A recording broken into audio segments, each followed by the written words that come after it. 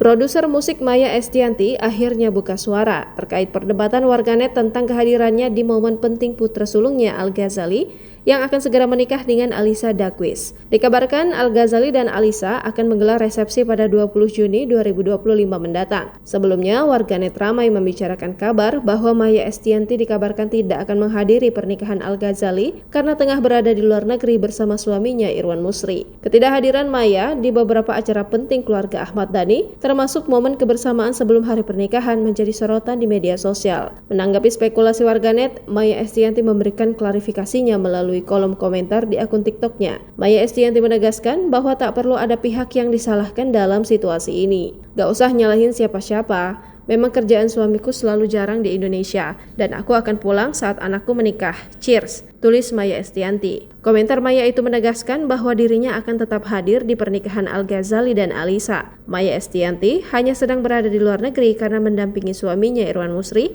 yang sering bekerja di luar negeri dan akan pulang tepat waktu untuk mendukung hari besar anak.